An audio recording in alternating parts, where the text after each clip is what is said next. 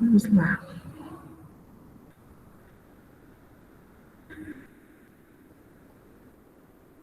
Tá. A gente, na sexta-feira, pessoal, nós estávamos falando europeia e chegamos a falar até nesse momento aqui, né, do processo do neocolonialismo, né, quando eles revisitaram as colônias para continuar aí no processo de apropriação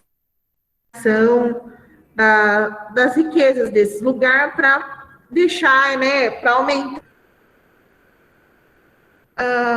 a acumulação primitiva do capital, né? O primeiro dinheiro que a Europa conseguiu juntar, certo? Então a gente vai retomar daí. Então, assim, nesse processo a gente percebe como foi a relevância dessas, né? Então vamos lá. Ó. Parece que a influência europeia no mundo foi grande nos dois períodos históricos representados, século XIX. E continuou pelo século XX, pois a descolonização africana e asiática ocorreu somente no século XX, com exceção da Índia, que foi em 1947. Então, o que é a descolonização, na verdade? Independência, né? Então, muitos países da África e da Ásia só conseguiram se tornar independentes dos seus colonizadores depois de 1950. Se a gente for pensar, historicamente, isso é muito recente, né? 1950 foi ontem. E a Índia que se tornou independente em 1947. Então, por muito tempo, eles ainda, os europeus permaneceram nessas terras, se apropriando ali das riquezas e do trabalho que essas pessoas exerciam. Aí a influência europeia, ela também vai influenciar, né? Por meio das instituições, das leis, das religiões, formas e sistemas de governo, das línguas, artes, filosofias, ciências, tecnologias. A Europa ditava a moda na maneira de se vestir, no modo de pensar e na educação formal. E a língua francesa era falada entre classes sociais mais abastadas em diferentes países do mundo. Todo mundo sabe quando a gente fala classe social abastada do que a gente está falando? Os mais O que é ricos. ser de uma família abastada? Os mais ricos, isso aí. Então, ele está falando aqui que os mais ricos, né, as famílias francês, porque falar francês naquele momento era status, um status. E dentro de todas essas influências, a parte da educação formal, ela foi muito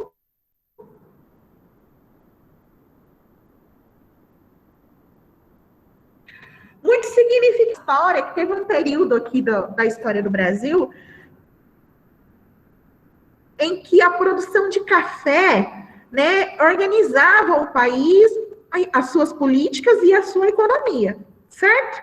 Então, o famoso período cafeeiro. E nesse momento, né, os estados aí do Brasil que representavam esse país era São Paulo e Goiás, né? Onde se concentrava essa produção de café. Os produtores de café, né, os donos das fazendas, eram barões do café, certo? O que acontecia nesse período? Os filhos desses barões do café, eles eram para a Europa para estudar. Então, era um jeito, né, do dono, do fazendeiro, do dono ali daquela produção de café, em reforçar esse status de família rica, né? Mandar seu filho para estudar na Europa. Eles iam para a Europa, em especial para a França mesmo, para estudar direito. Então, eles voltavam formados como advogados, né? Formados em direito e falando francês, né? Que é o status máximo aí do que era, significava ser rico naquele período. Só direito, Então, é professor? só Ah, um desculpa. exemplo para vocês. Não, pode falar, meu. Só direito? Mais nenhuma outra coisa que eles estudavam? Olha, o que reforçava o status, né, de serem ricos era ter um filho advogado. Ah, e se não quisesse ser advogado? E era só menino, né? Então, Só assim, não homem. bastava falar português. Também é outra coisa muito importante, muito bem lembrada, né, Caroline? Era só os meninos que moças não. As moças não precisavam estudar, o que elas precisavam fazer era saber cuidar da casa para poder formar família depois. Era um sinal máximo aí desse poder, vamos dizer assim, né? Desse status de riqueza.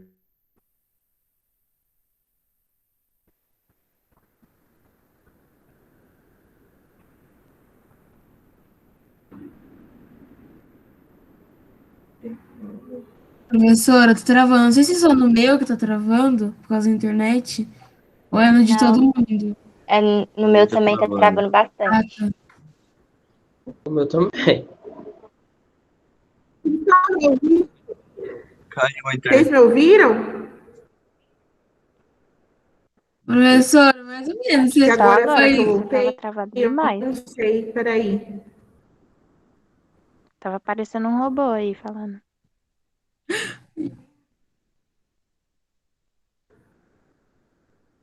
Então, é o que eu tinha dito para vocês, a internet está falando hoje, então pode acontecer de novo, tá? Então, se eu Aconteceu sumir, eu agora. sempre vou É, mandar um recadinho lá no grupo para avisar que vocês, né, que a internet tá antes, vocês me ouviram. Só agora. Porque ficou que tudo travado.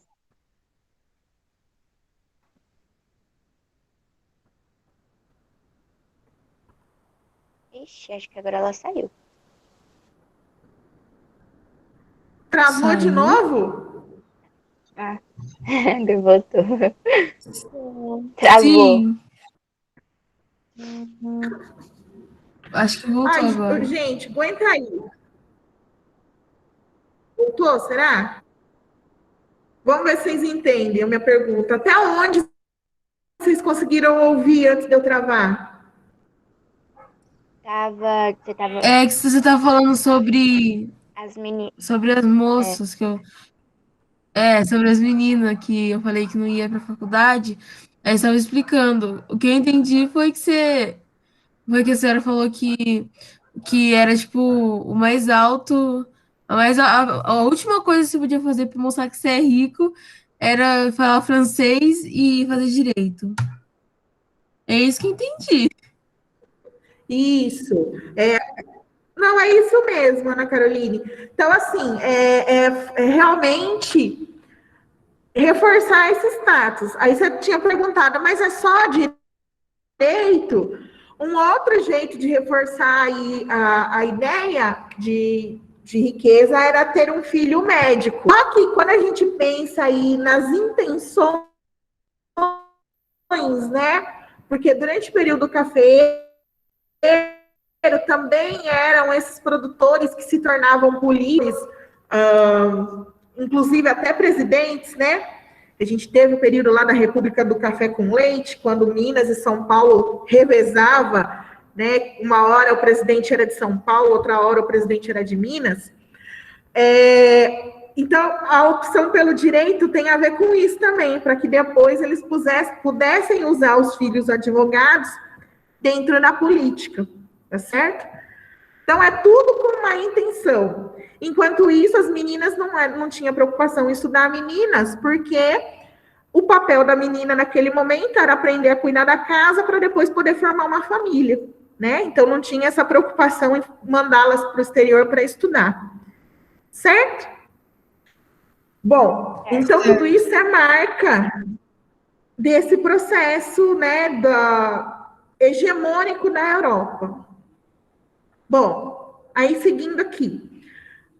Após a Primeira Guerra Mundial, a Europa, obviamente, fica ali comprometida, né? Porque ela ficou destruída após o primeiro conflito. Ao mesmo tempo que isso aconteceu, os Estados Unidos estavam desenvolvendo a sua indústria, né? E estavam começando a ocupar ali esse espaço de maior produtor industrial do planeta, de ser uma potência, né? Nesse momento, a hegemonia europeia começou aí a ter seus sinais de que ela não duraria por muito tempo. Consequência aí dessa situação do pós-guerra, e porque os Estados Unidos começaram a surgir como uma figura importante na política internacional, na geopolítica, né? E aí, esse espaço que a Europa foi deixando vago, vamos dizer assim, começou a ser ocupado pelos Estados Unidos, tá? Então, a hegemonia europeia, ela dura do século XV até o início do século XX. Ela começa a perder força, né, essa relevância que ela tinha até então, no final da Primeira Guerra Mundial. Isso significa que a Europa não tem importância no mundo de hoje? Pelo contrário, todo mundo quer ter boas relações com a Europa. Mas ela não tem ali a mesma intensidade de influência que ela teve nesse período anterior. Tudo bem até aqui? Sim. Sim. Beleza. Então, sigamos. O Ocidente inventou o Oriente. Então, aqui a gente vai começar a ter ideia do porquê lá, né, que é uma invenção europeia, né, que é o título do capítulo. Bom, primeiro essa ideia de Oriente e Ocidente, né, de leste e oeste, que está associado, né, ao lado do horizonte em que o Sol nasce e o lado que o Sol se põe, né? Essa ideia, ela é conhecida desde o século III a.C. Então, e também foi muito utilizada no período do Império Romano, com as terras que eram agregadas ao Império, para que eles pudessem administrar esses territórios.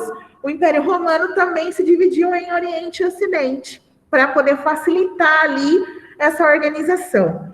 Então, essa ideia de Oriente e Ocidente, ela não surge no período, né, que a gente está estudando, aí nesse processo das grandes navegações e dos descobrimentos. Ela é anterior, ela surgiu antes. Porém, ela ganha força, ela se consolida no período das grandes navegações, então entre o século XV e XVI. Também é importante falar que é nesse período, no período das grandes navegações, das descobertas, em que a ciência cartográfica, né, a cartografia, ela se desenvolve e se desenvolve muito. Por quê? Naquele período, lá no século XV, não tinha, por exemplo, satélite. Não existia satélite. E aí, como é que eu fazia para desenhar um mapa de um lugar se não tinha satélite? Eu tinha que visitar o lugar, eu tinha que estar naquele território, explorá-lo o quanto eu conseguir, coletar informações para depois poder representar ele no mapa. Então, por exemplo, se a gente procurar mapas anteriores ao período das grandes navegações, vocês vão perceber que nesses mapas a América, a África, limitados. Porque antes desse período, os europeus não conheciam essas terras. Então, como eles não conheciam, era como se elas não existissem. Justamente porque só tinha jeito de incluir, de saber quando as pessoas chegavam nessas terras. Então, esses processos de dominação também ajudaram nesse processo de mapear o mundo, vamos dizer assim, né? Então, os mapas, eles começaram a forma nesse processo, nesse período das navegações.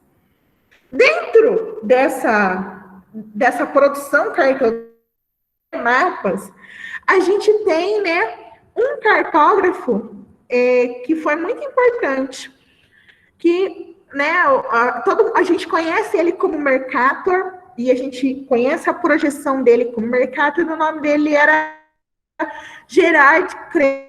Temer, que ele era... Bom, a gente tem que parar um pouquinho aqui e fazer um recorte, né? Todos nós sabemos que a Terra ela é arredondada, certo? E aí, quando a gente tenta representar, né, desenhar, vamos dizer assim, uma coisa que é arredondada numa folha de papel, numa superfície plana, a gente tem aí alguns problemas geométricos, né, matemáticos. Então, o que a gente tem quando a gente observa os mapas, quando a gente trabalha com os mapas, o que a gente representação é uma projeção. Quer dizer que o mundo é do jeitinho que está no mapa? Tem algumas distorções que vocês vão aprender isso com um pouco mais de detalhe ano que vem na primeira série do médio, tá bom? Bom, aí o que acontece? O Mercator, então lá em 1596, então final do século XVI, ele propôs um mapa do mundo, um planisfério. E aí, pensando, né? Antes da gente seguir aqui, vou fazer uma pergunta para vocês. Se a Terra é arredondada, eu consigo falar onde é que é o ponto central da Terra, onde é o meio do planeta? Sim. Sim? Como? Então, como que você falaria onde é o ponto, o centro da Terra? Não sei, não. Acho que você veria certinho. Não sei, professora. Mas se ela é redonda, eu acho que dá pra ver o meio. Dá pra só ver o meio. A gente sabe hoje onde que é. Vou tentar perguntar de outro jeito. Vamos pensar uma bola de futebol, por exemplo. Eu consigo pegar a bola e falar, ó, aqui é o meio da bola? Não. Não, porque é tudo igual, Não. pai. Porque é uma coisa que é toda igual. Então, a gente pode transpor esse pensamento para o planeta. Eu não consigo, se a gente está assumindo que a Terra é arredondada, eu não consigo dizer para vocês onde é o meio da Terra. Isso vai sempre depender do ponto de vista, do que eu estou querendo enxergar ou do que eu estou querendo mostrar. E aí é que entra o Mercator. Quando ele foi transformar a arredondada num planisfério, ele escolheu algumas coisas. E tem uma coisa importante que ele escolheu. Ele escolheu representar a Europa numa posição bem estratégica. Eu vou mostrar um mapinha para vocês aqui. Parou de apresentar. É que eu estou trocando a imagem para vocês verem. É porque a outra professora, a Lídia, ela tinha parado de apresentar e ela não sabia. Ela tava falando. Ah, tá bom. Aí a gente avisou ela, nossa, não sabia isso que tem. Mas vocês fazem bem em avisar a gente, porque de repente a gente nem viu o que aconteceu aqui, achando que tá tudo bem. É muito bom quando vocês avisam. Bom, já tá aparecendo um mapinha aí para vocês, não tá? Sim. Sim. Esse aqui é o mapa do Mercator. Assim que ele escolheu representar a Terra. E aí, ela tá no meio do mapa e, de certa forma, num ponto assim, mais ao norte, vamos dizer assim. E aí, quando a gente pensa quem eram as terras colonizadas, a América, a África e a Ásia, certo? Observem que as porções que foram colonizadas pelos europeus embaixo da Europa, né? Ó, a África está embaixo da Europa, a América está embaixo da Europa. Aí vocês vão falar, professora, mas e a América do Norte, né? Que o processo de colonização aqui é diferente. Então, se a gente pensar nas colônias, né, onde eles iam para pegar riqueza e levar essa parte mais ao sul da América. E a parte da Ásia também, que foi colonizada por eles, é a parte assim que estaria mais ao sul da posição da Europa. Então, o que o Mercator fez? Ele escolheu representar a Europa no meio e no alto do mapa. Ele quis dizer alguma coisa com isso, ele quis passar uma mensagem para a gente. O que vocês entendem? Que mensagem será que é que ele tentou passar para a gente colocando a Europa no meio e no alto da representação? Superioridade. Superioridade da Europa em relação aos outros continentes, aos outros países. Escolhe fazer isso, ele está falando, olha, nós, Europa e povo europeu, somos melhores que o restante do mundo, somos superiores em relação a todo o restante ali do território, em especial aqueles que ocuparam e colonizaram. Então, essa escolha do Mercator, ela não foi por acaso, ela foi intencional. Representar a Europa alto e no meio, deixando claro que a Europa é superior ao resto que está aqui no texto, que eu vou interromper com o mapa de novo e voltar para o texto. Ele está expressando a ideia do primeiro, né? Com o seu mapa, ele está representando o euro. Olha só essa palavra, eurocentrismo. O que será que ela quer dizer? Tipo, A Europa no centro. Pensando, né? Ele pegou e colocou a Europa no centro e no alto. Então, eurocentrismo, Europa no centro do mundo é o eurocentrismo. E o eurocentrismo, na verdade, é uma característica de um fenômeno maior ainda, que é o etnocentrismo.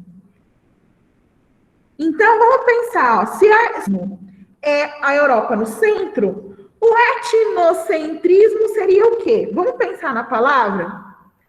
Etnocentrismo. Se a gente fosse separar em duas palavras novas, quais seriam as palavras que a gente separaria aí, o etnocentrismo? A minha etnia no centro. A minha etnia no centro, exatamente.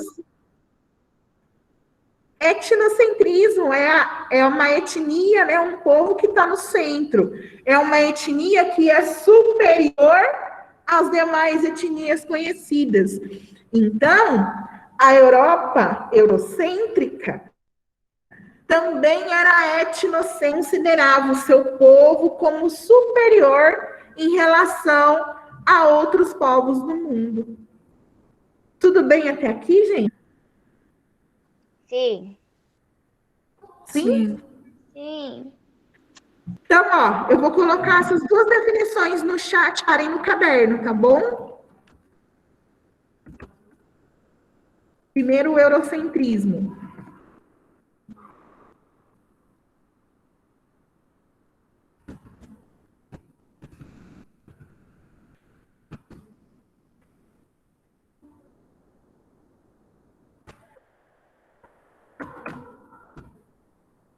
Então, o eurocentrismo é a Europa no centro do mundo. Etnocentrismo.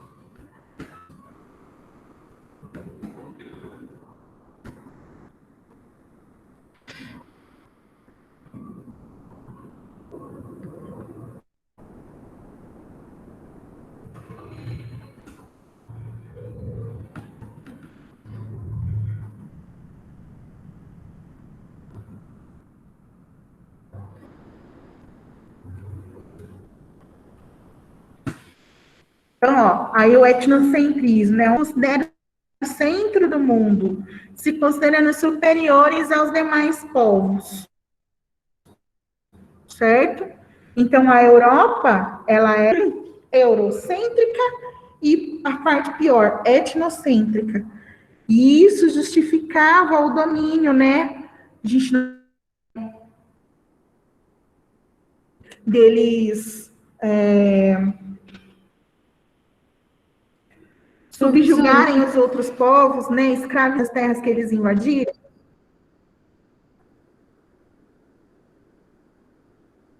Oi? Fica travando. Mas dá pra entender, tipo, mais ou menos o que a senhora tá falando. Que é sobre o da Europa, que tá no etnocentrismo Ai, gente, eu não... e no eurocentrismo.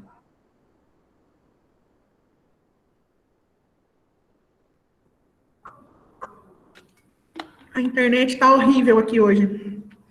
Péssimo.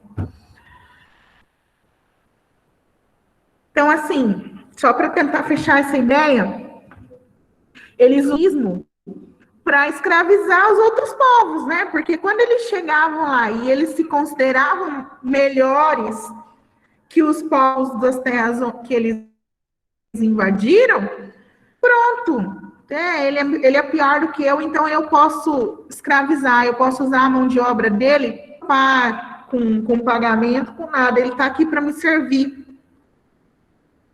Então, olha como o pensamento é construído. Que eles eram superiores. É louco, né, pensar um negócio desse. Depois a gente para pensar, será que o etnocentrismo sumiu do mundo? Não. Não, né? A gente ainda vê isso por aí. Muitos povos, né? E às vezes até pessoas, né, individualmente falando, que se consideram superiores a outras, né? E na verdade não é bem assim, né? Assim que a banda toca, vamos dizer, né? Para a gente poder finalizar, eu vou só fechar essa parte aqui. Isso é importante, gente, que vocês tenham claro. Aqui no Brasil, a gente usa muito para os mapas que a gente trabalha na escola, enfim, os mapas do Brasil se utiliza muito a projeção do Mercator. Por quê? Uma certa normalidade. Esse é o mapa, digamos assim, esse é o mapa correto. Primeiro que não existe correto, né? Tem muito debate em cima dessa ideia, porque sempre quando alguém vai fazer um mapa, escolhendo como representar de ti. Aqui no Brasil, a gente meio que convencionou a usar o planisfério do mercado. Ou que vocês ainda verão ao longo, não só da vida escolar, mas da vida de vocês. Então, assim, é uma coisa, né? Algumas coisas que a gente não para pensar, obviamente, nem imagina que tem uma intencionalidade, né? Mas quando a gente até nisso tem alguma coisa, alguma explicação, né? A intenção, por vezes, obscura, ou escancarada mesmo, no caso da Europa, é escancarada, não tem nada disfarçado, não. Eles queriam realmente se colocar como melhores, como superiores, né? Objetivo, né? Como é que eu posso falar que um povo é melhor que o outro? Se cada um, né, cada povo tem aí a sua particularidade, certo? Gente, até aqui tudo bem? Tirando aí os da internet, tudo bem? Tem alguma coisa que não ficou clara que vocês gostariam de perguntar? Não, por mim tá de boa. Então, se está tudo... Então, maravilha. Se está tudo bem, tudo certo, tudo de boa, a gente... E a próxima aula a gente retoma a partir dessa lógica do Oriente inventou o Oriente, tá bom? Eu vou interromper a gravação rapidamente. Vou aproveitar